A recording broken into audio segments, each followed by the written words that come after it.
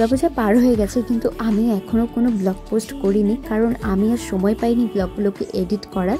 তো চলো এখন একটা একটা করে পোস্ট করব। সেদিন ছিল ষষ্ঠীর দিন দুপুরবেলা আমাকে রোহিণী ফোন করে বলল যে আমি কালার কিনে নিয়ে এসেছি, আমার চুলে একটু এসে কালার করে দিয়ে যা। তারপর চলে আসি আমি ওদের বাড়িতে এসে আমি চলে আসি ওদের ছাদের উপরে। এখানে কালারটাকেও মিক্স করছে, আর এই কালারটা অনেকটা রেড কালার, মানে ওই রোদ্রে গেলেই দেখা যাবে এমন একটা কালার ছিল। তো ও আমাকে বলছিল যে চুলের কোথা থেকে কোথায় অবধি কালারটা করে দিতে হবে, মানে চুলের গোড়াটাতে যাতে কালারটা না লাগে। তারপরে তো আমি ওর চুলের গোড়া বাদ দিয়ে সব জায়গায় কালার করে দিয়েছি।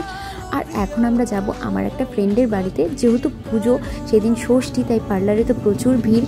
আমাদের আইব্রো করা হয়নি, কিছুই করা হয়নি, এসেও শুয়ে পড়েছে এখানে ফেসিয়াল করার জন্য। আর তারপরে দেখো ফেসিয়াল করার পরে ওর মুখটাতে একটু একটু গ্লো দিচ্ছিল, তো সেটাই দেখছিলাম আমি। আর সেদিন বাইরে কিন্তু ছিল প্রচণ্ড রোদ। তো তোমাদের সাথে দেখা হচ্ছে আমার দুর্গাপুজোর অন্য ব্লগ নিয়ে। টাটা।